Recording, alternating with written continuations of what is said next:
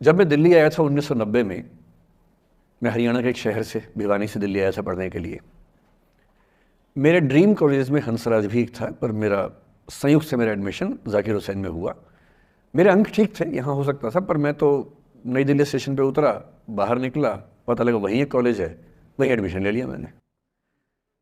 तो लोगों ने कहा कि यार कैंपस बड़ा अच्छा होता है। मैंने, क्या फ़र्क पड़ता है, कॉलेज कॉलेज होता है, छड्डो, यही छड्डो में सिखाने आया हूँ आप लोगों को। ये ठीक है, स्टेशन से निकले वहीं कॉलेज है, मैंने घर जाना होगा तो आराम से कॉलेज से निकल जाएंगे, क्या रखा कैंपस में। पर मेरा एक दोस्त जो मेरे साथ ही आया था उसी शहर से, उसने एडमिशन हंसराज कॉलेज में लिया।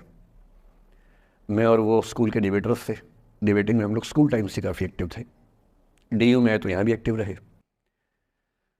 डीयू में मैंने करीब 5 साल डिबेटिंग की और मेरा ख्याल है कि लगभग, मतलब 300-400 डिबेट्स मैंने जीती होंगी डीयू में, कुछ हारी भी होंगी, लेकिन मैंने खूब डिबेट, वो मेरा दरअसल दाना पानी था, रोजी रोटी मेरी वही थी कॉलेज के दिनों में। घर से पैसे मैं लेता नहीं था, मिलते भी नहीं थे, लेना क्या था, मतलब ऐसी स्थिति भी नहीं थी उस समय मेरे घर में कि मिल सके। तो डिबेटिंग मेरा रोजगार था, एम्प्लॉयमेंट था मेरा, उससे काम चल जाता था आराम से। उसका भी चल जाता था, वो हंसराज से था, मैं जाकिर हुसैन से था। हम खूब डिबेट्स में मिलते थे। अक्सर ट्रॉफी या तो हम जीतते थे या वो जीतता था, कोई भी जीते रूम पे ही आती थी, क्योंकि हम रूममेट्स थे, एक साथ ही रहते थे। वो मुझसे योग्यताओं के मामले में 21 था, बल्कि अगर वो 21 था तो मैं 15 ही रहा हूँगा या 12 रहा हूँगा, 22 या 21 तो नहीं रहा हूँगा, मुझसे बेहतर था योग्यताओं में। बड़ा अच्छा व्यक्ति था। ग्रेजुएशन के बाद मैंने एमए हिंदी साहित्य में एडमिशन लिया, जबकि बीए ऑनर्स हिस्ट्री में किया था मैंने। उसने तय किया कि वो कुछ और करेगा, प्रोफेशनल कोर्स करेगा, नौकरी करेगा, तो वो चला गया दिल्ली से। मैं दिल्ली में रहा। फिर मैं एमए के बाद तैयारी करने लगा यूपीएससी की। तब तक मैं यूजीसी जेआरएफ कर चुका था। पहला अटैम्प्ट दिया, प्रीलिम्स हो गया। मेंस मेरा 96 के मेंस की बात कर रहा हूँ, मेंस शुरू होने वाला था, 2 दिन रह गए थे। करीब 10 दिन पहले वो मेरे पास आया हुआ था दिल्ली में, मिलजुल के अच्छे से बात कर गया था। उन दिनों उसका एक प्रेम संबंध कहीं हमारी ही एक मित्र के साथ चल रहा था। हम सब दोस्त थे, तो उनमें से 2 लोगों का आपस में एक अफेयर था। मुझे नहीं पता क्या हुआ, लेकिन मेरे मेन एग्ज़ाम से 2 दिन पहले रात को 12 बजे एक फ़ोन आया और ये बताया गया कि मेरे दोस्त ने फंदा लगा के अपनी जीवन लीला समाप्त कर ली है। वो दिल्ली से दूर था कहीं,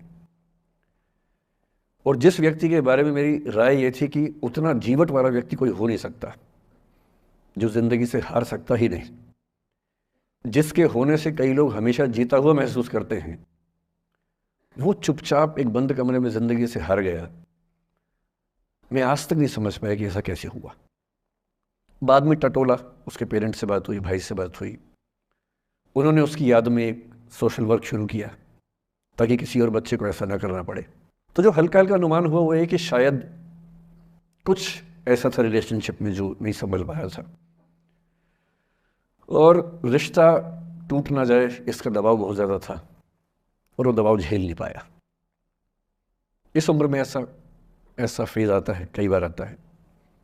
ये एक कहानी है, हंसराज कॉलेज से ही जुड़ी है, इसलिए मैंने सोचा कि वहीं से बात शुरू करूँ। नाम जैसा कि मैंने कहा मैं नहीं बताऊंगा, तो नाम बताने का मतलब ही नहीं। और वो जिसकी मैं कहानी सुना रहा हूँ, आप लोगों के जन्म से पहले की बात है। आप तो सब 21वीं सदी वाले बच्चे होंगे ना, जेन ज़ी होंगे आप सब लोग, तो ये तो बहुत पुरानी बात है। एक दूसरी कहानी सुनाता हूँ। मैं आपको 2-3 कहानियाँ सुनाऊंगा, फिर उन सबका सार निकाल लेंगे एक साथ हम लोग। दूसरी कहानी ये है कि जब मेरा सिलेक्शन हो गया 97 में, मतलब 96 अटैम्प्ट में पहली बार में मेरा सिलेक्शन हो गया था, मैं एक्सटेंशन लेके तैयारी कर रहा था, और डीयू में मैं पढ़ा भी रहा था उस समय। तब मैं शायद डीएवी कॉलेज में था या अग्रसेन, मैं 2 जगह पढ़ा है डीयू में, तो उनमें से किसी कॉलेज में पढ़ा रहा था उस समय में। तो उस समय एक लाइब्रेरी है कैंपस में ही, सेंट्रल रेफरेंस लाइब्रेरी, आप जानते होंगे, सीआरएल बोलते हैं, जो विवेकानंद जी की स्टैच्यू है उसके सामने ही वो लाइब्रेरी है। उस लाइब्रेरी में नीचे सब बैठ के पढ़ते हैं, और टॉप फ्लोर पे रिसर्च फ्लोर है जहाँ एमफिल पीएचडी वाले बच्चे पढ़ते हैं। मैं उस समय शायद पीएचडी कर रहा था या एमफिल खत्म हुई थी, वहीं बैठता था, पढ़ता था रोज़। कई दोस्त पढ़ते थे हम लोग वहाँ। हम सुबह 8 बजे लाइब्रेरी खुलते ही वहाँ घुसते थे, रात को 1 बजे निकलते थे लाइब्रेरी बंद होने के समय। तो वहाँ एक छत थी, छत पे छोटी सी कैंटीन थी जहाँ हम लोग जब जब बोर होते थे दिन में 3-4 बार जाके चाय पीते थे। चाय पी ली, बिस्किट खा लिया, थोड़ी गप्पे मार ली, वो सब वहाँ करते थे। तो वहाँ मेरे बहुत सारे दोस्त थे, उनमें से कई लोग अब बहुत सीनियर सिविल सर्वेंट्स हैं, कुछ लोग प्रोफेसर्स हैं DU में। 2 बच्चे थे मुझसे जूनियर, 3-4 साल जूनियर थे, बड़े प्यारे बच्चे थे। मुझे उस समय तक पढ़ाई लिखाई का शौक अच्छा खासा हो गया था, तो वो रोज़ मेरे साथ बैठते थे केवल बात करने के लिए, किसी मुद्दे पर बहस करनी है तो बहस होती थी, समझते थे। फिर मुझे पता लगा कि वो दोनों रिलेशनशिप में हैं, रिश्ते में हैं, दोनों ने शादी भी कर ली। उनकी योजना DU में पढ़ाने की थी या सिविल सर्विस की भी थी, शायद पता नहीं। मेरा इंटरेक्शन बहुत ज़्यादा उसके बाद रहा नहीं उनसे, क्योंकि मैं सर्विस में चला गया था। इतने जिज्ञासु बच्चे थे दोनों, इतने जिज्ञासु कि उनसे मिलकर तबीयत खुश हो जाती थी कि हर चीज़ जानने का मन करता था उनका, हर विषय पढ़ने का मन करता था। एकदम जीवन से भरे हुए बच्चे, आंखों में चमक ऐसे। फिर दोनों की शादी हुई तो मैं शादी में जा नहीं पाया, क्योंकि मेरा रिश्ता सिर्फ लाइब्रेरी में 1 घंटा गप मारने वाला था, उससे ज़्यादा था नहीं रिश्ता उनके साथ। फिर सुनता रहता था कि मैं सब बढ़िया चल रहे हैं, पढ़ाई कर रहे हैं, तैयारी कर रहे हैं। इंटरकास्ट मैरिज की उन लोगों ने, खूब हंगामा हुआ, दोनों घर में तलवारें खिंच गई, किसी तरह से तलवारें संभाली गई, मैनेज हुआ, दोनों साथ रहने लगे। और फिर 3-4 साल के बाद एक दिन मैंने खबर सुनी कि उस बच्ची ने फंदा लगा के जीवन लीला समाप्त कर ली। ये बात भी दिल्ली विश्वविद्यालय की, ये उस दौर के सब लोग इस कहानी को जानते हैं। मेरे ख्याल से ये दोनों कहानी आपकी प्रिंसिपल मैडम जानती होंगी, नहीं ध्यान कर पाएंगे तो मैं उनको जैसे नाम बोलूँगा अकेले में वो तुरंत समझ जाएंगे मैं किसकी बात कर रहा हूँ। मैं आज तक नहीं समझ पाया कि ऐसा क्या हुआ होगा। तो बाद में अनुमान जो हुआ वो ये, इंटरकास्ट मैरिज, परिवार का दबाव, समाज का दबाव, आपस का दबाव, टॉक्सिक रिलेशनशिप, अंत में उस दबाव को न झेल पाना और जीवन समाप्त कर देना, ये हुआ। ये 2 घटनाएं हैं। एक तीसरी घटना ये है कि दिल्ली में आज से 25 साल पहले घटना घटी। आप लोग तो बस पैदा हुए होंगे, घुटनों में चल रहे होंगे, या उससे 5-7 साल पहले की बात रही होगी। ये घटना दिल्ली के सब सीनियर लोग जानते हैं, जिनकी उम्र 35-40 साल है वो सब जानते हैं इस घटना को। मोबाइल फ़ोन में वीडियो नया नया आया था उस समय। अब तो आपके हर फ़ोन में वीडियो है, अब तो सामने भी है, ताकि आप वैसा वाला मुंह बना के सेल्फी खिंचवा सके। पाउट बोलते हैं ना, मैं उसको देसी भाषा में सूअर जैसा मुंह बोलता हूँ, और वैसा ही बनता भी है, क्यूट क्यूट सा सूअर जैसा मुंह बना के लोग सेल्फी खिंचवाते हैं, उसको बोलते हैं पाउट। तब तो कैमरा फ़ोन में पहली बार आया था, तब लोग अभ्यस्त नहीं थे। अब जैसे आप लोग कितने अभ्यस्त होंगे, हम भी होने लग गए। अब हम किसी से बात करते हैं तो हम ये एज्यूम करके चलते हैं कि उसने फ़ोन में कुछ ना कुछ ऑन कर रखा होगा, या तो आवाज़ रिकॉर्ड करेगा या वीडियो बनाएगा। तुम कितने केयरफुल होकर बोलते हैं, कितने कॉन्शियस रहते हैं। और सर्विलांस सोसाइटी की सबसे बुरी बात यह है कि हम हमेशा चौकन्ने रहते हैं, हम सहज हो ही नहीं पाते। सहज रूप से 2 लोग बात कर लें, हो ही नहीं पाता। तो मैं तो अपने ऑफिस में कई बार ऐसा करता हूँ, जब हम 3-4 लोग बैठते हैं इनफॉर्मल बातचीत के लिए, हम सब अपना अपना फ़ोन कमरे के बाहर छोड़ के आ जाते हैं, फिर 2 घंटे बात करते हैं, इस भय से मुक्त होके कि कहीं कोई रिकॉर्ड तो नहीं कर रहा। ये हालत है आज की। उस ज़माने में तो फ़ोन थे। मोबाइल फ़ोन आया था भारत में लगभग 1995 के आसपास पहली बार। बड़ा महंगा था, 16 रुपये प्रति मिनट इनकमिंग, 16 रुपये प्रति मिनट आउटगोइंग, ये रेट से उस समय। और फ़ोन वो थे जिनसे आप कील भी ठोक सकते हैं, वैसे वाले फ़ोन थे, बटन वाले फ़ोन थे। नोकिया एक कंपनी थी, उसके फ़ोन हुआ करते थे। उसके 4-5 साल के बाद क्या हुआ, पहली बार किसी कंपनी ने फ़ोन में कैमरा लगा दिया। ये बात उस समय के लोग नहीं समझते थे। जब भी नई तकनीक आती है उसको समझने में टाइम लगता है। जो पहले समझते हैं फ़ायदा उठा लेते हैं, जो थोड़ा लेट समझते हैं वो उसका नुकसान उठाते हैं। उस समय दिल्ली के एक प्रसिद्ध स्कूल में 11वीं-12वीं क्लास के 2 बच्चों में आपस में कोई रिलेशनशिप रही होगी। वो दोनों किसी ऐसी सिचुएशन में थे जो सिचुएशन बहुत ही प्राइवेट किस्म की थी, बहुत निजी किस्म की थी, जिसको पब्लिक नहीं कर सकते। कुछ फिजिकल रिलेशनशिप जैसा मामला था। उस दुष्ट लड़के ने लड़कों के इतिहास को कलंकित कर, लड़कों का इतिहास वैसे भी कलंकित ज़्यादा है, उसे और कलंकित करते हुए उस पूरे सिचुएशन का वीडियो बना लिया। ऐसे मामलों में दुर्भाग्य है, मैं लड़का हूँ इसलिए लड़के पवित्र थोड़ा ना हो जाएंगे। लड़का है, इतिहास कलंकित तो है। उसका वीडियो बना लिया और दुष्टता का चरम स्तर निभाते हुए वो वीडियो अपने एक दोस्त को शेयर कर दिया, ये कहे कि किसी और को दिखाना मत। जैसा कि होता है अफवाहों की दुनिया में, हर अफवाह एक व्यक्ति एक को ही बताता है, ये कह के किसी और को मत बताना, और अगला व्यक्ति भी अगले को यही कह के बोलता है किसी और को मत बताना, और इस तरह से पूरे शहर को खबर होती है और सबको लगता है कि सिर्फ मुझे पता है। वो वीडियो फैल गया। नए नए फ़ोन आए थे, पर वो फ़ोन कम लोगों के पास थे, कैमरे वाले फ़ोन। तो फ़ोन से कितना फैलता, ज़्यादा नहीं फैला। लेकिन उस समय दिल्ली की एक कुख्यात मार्केट हुआ करती थी, पालिका बाज़ार, अभी भी है, पर तब वो कुछ और कामों के लिए कुख्यात हुआ करती थी। अब तो कपड़े मिलते हैं, तब कपड़ों के साथ कई चीज़ें और मिलती थी वहाँ। जैसे गंदी फिल्मों की सीडी चाहिए हो तो वहाँ मिलती थी, ग्रे मार्केट में, चोरी छिपे। इस वीडियो को सीडी में कन्वर्ट करके लोगों ने वहाँ से खरीदा, लाखों करोड़ों की संख्या में।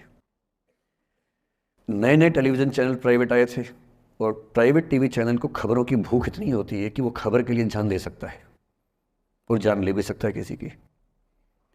24 घंटे इस खबर पे, इस चीज़ पर खबरें चल रही थी सारे चैनल्स में कि ये वो लड़का है जिसने ऐसा किया, ये वो लड़की है, ये वो स्कूल है, इस स्कूल की प्रिंसिपल से बात करेंगे, इससे बात करेंगे। वो जो बच्ची थी जिसकी इसमें कोई गलती नहीं थी, सिवाय इसके कि वो किसी एक लड़के से प्रेम करती थी, जो कि उस उम्र में बच्चे कर बैठते हैं, इसके लिए बहुत चिल्लपौनी बचानी चाहिए। बच्चों को आप हर बात पे अपराधी नहीं मान सकते। उस बच्चे की गलती सिर्फ इतनी थी कि उसने अपने दोस्त पे भरोसा किया, जो भरोसे के लायक था नहीं। वो नीच किस्म का व्यक्ति था जिसने उस संबंध की गरिमा को समझा नहीं। उस बच्ची के घर के बाहर 24 घंटे न्यूज़ चैनल से कैमरे खड़े रहे। घर से कोई भी निकले 50 कैमरे पीछे, आप बताइए आपकी बेटी कैसी है, आप बताइए आपकी बहन कैसी है। अंत में उस पिता ने अपनी बच्ची को इस देश से बाहर भेज दिया। उसके कुछ दिन बाद की जो खबर टीवी चैनल से नहीं दिखाई, उसके पिता ने आत्महत्या कर ली। ये तीसरा इंसिडेंस है। ये सारी खबरें सच्ची बता रहा हूं मैं, इनमें से एक भी झूठ नहीं है। झूठी कहानियों से मोटिवेशन दिया जा सकता है, मैं जानता हूं, पर जब सच्ची कहानियां हैं तो मैं झूठ क्यों बोलूं? सारी सच्ची कहानियां बता रहा हूं मैं आपको। एक चौथी कहानी जो आप में से कई लोगों की होगी। मेरा एक स्टूडेंट है, सिविल सर्वेंट है, सीनियर लेवल पे है, करीब 40 साल का है। उसने आज तक शादी नहीं की। क्या उसकी शादी करने की इच्छा नहीं थी? पूरी इच्छा थी। फिर क्यों शादी नहीं की? भाई कुछ लोग तो होते हैं कि शादी करनी ही नहीं, कोई मिशन है। योगी जी है, मोदी जी है, ठीक है, उनका तो मिशन है। ममता जी है, उनका मिशन है। पर जिसका जीवन में ऐसा कोई मिशन नहीं है और जिसको प्रेम करने का मन भी करता हो, वो तो शादी करता है आमतौर पे। उसने शादी क्यों नहीं की जानते हैं? जब वो 25-26 की उम्र में था, जब वो मेरा विद्यार्थी भी था, एक दिन मेरे पास आके बोला कि सर एक बात करना चाहता हूँ। मुझसे मेरे स्टूडेंट्स ऐसी बातें खूब करते हैं पर्सनली आके, अब तो मैं टाइम कम दे पाता हूँ, पहले तो ये सब होता रहता था क्लास के अलावा। एकदम रोता हुआ आया, आंखों में आंसू भरे हुए बहुत सारे। अरे क्या हो गया भाई? तो फिर उसने किसी का नाम बताया कि सर वो भी मेरी स्टूडेंट थी, कि सर उसके साथ रिलेशनशिप थी, उसने धोखा दिया है मुझे। अच्छा, धोखा देने वाली कहानी मुझे बहुत अपील नहीं करती। मेरा मानना है कि दोनों पक्षों की गलतियां होती हैं। आपकी अगर अपने पर्सपेक्टिव से सोच सोच के धोखा करते रहते हैं, ऐसा थोड़ा ना होता है भाई। कुछ तो मजबूरियां रही होंगी, कोई यूं ही बेवफा नहीं होता, कुछ तो वजह होगी ना। आप थोड़ा उसकी वजह, उसका भी तो, उसकी कहानी भी तो सुनिए। और मैं जब जब दोनों कहानियां सुनता हूं मुझे लगता है कि मामला ग्रे है। आप किसी एक पे उंगली उठा ही नहीं सकते कि इसने ऐसा किया। दोनों की गलतियां होती हैं, ऐसा थोड़ा ना कि एक की होती है। बहरहाल इन भाई साहब को ऐसा लगा कि धोखा हो गया उनके साथ। तो मैंने कहा चलो कोई बात नहीं यार, हो गया तो हो गया, तू नहीं कोई और सही, ऐसा क्या है। इतनी बड़ी दुनिया है, 8 अरब की आबादी अब है, उस समय भी 6-7 अरब तो थी। मैंने कहा 3.5 अरब 350 करोड़ में कोई तो होगी तुम्हारे लिए, ऐसा क्या है, कोई और देखेंगे। पर वो थोड़ा ज़्यादा सेंटिमेंटल था उस समय। धीरे धीरे पता नहीं उसके मन में क्या बैठ गया, उसके मन में ये बैठा कि दुनिया की सारी लड़कियां धोखेबाज होती हैं। ऐसे मूर्खों की कमी नहीं है दुनिया में, ऐसे बहुत मूर्ख हैं। दर्शन की दुनिया में इसे अवैध सामान्यीकरण कहते हैं, इलिसिट जनरलाइजेशन। इसका मतलब बहुत छोटे सैंपल के बेस पे ये समझ लेना कि ये थियरी पूरे ब्रह्मांड पर लागू होती है।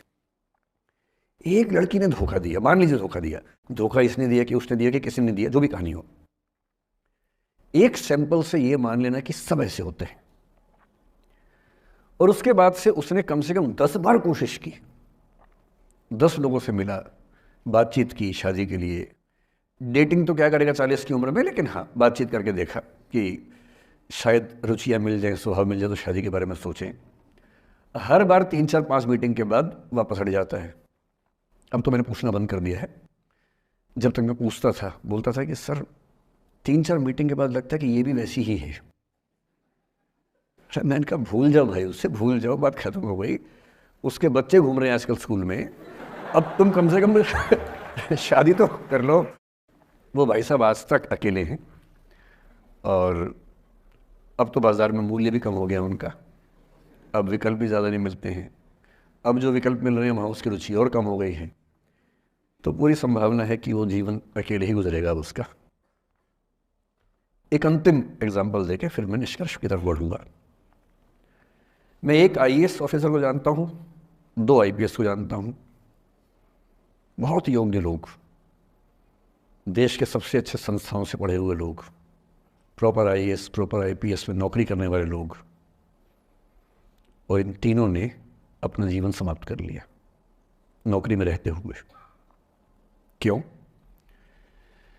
क्योंकि नौकरी और घरेलू जो दुविधाएं थी उनको झेल नहीं पा रहे थे, ना झेल पा रहे थे, ना भूल पा रहे थे, लेट गो नहीं कर पाए तो गिव अप कर दिया। और इसलिए मुझे अक्सर लगता है कि जितनी चीज़ें हम सिखाते हैं बच्चों को, हिस्ट्री, इकोनॉमिक्स, लिटरेचर, वो सब ठीक है, उनका भी महत्व है। शायद उससे ज़्यादा महत्व इस चीज़ का है कि ये समझें कि अपने इमोशंस को कैसे मैनेज करना है।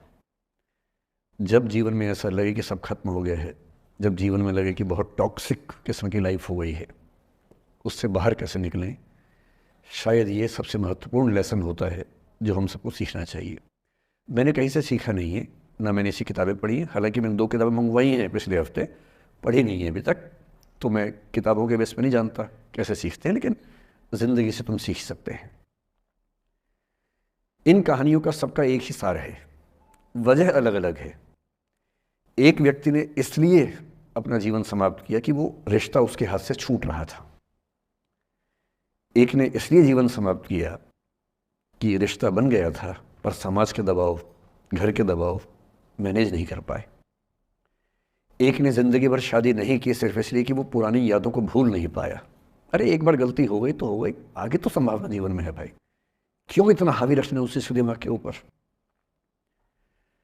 कुछ लोग देश की सबसे अच्छी नौकरी में होकर हर पैमाने पर सफलता की हर कसौटी पर खरा उतरने के बाद जीवन नहीं बचा पाए, क्योंकि दूसरों की नज़र में आप बहुत सफल हो जाए, अपनी नज़र में शून्य हो, तो फिर जीवन कैसे बने, जीवन कैसे बचे। इन सारी कहानियों का मूल भाव एक ही है, अगर आप खुद को हैंडल नहीं कर सकते तो दुनिया को क्या हैंडल करेंगे। दुनिया को हैंडल करने से पहले खुद को हैंडल करना सीखना पड़ता है, और उसका सबसे आसान जो रामबाण उपाय है उसको बोलते हैं द आर्ट ऑफ लेटिंग गो, जाने दो। वो अफसाना जिसे अंजाम तक लाना ना हो मुमकिन, उसे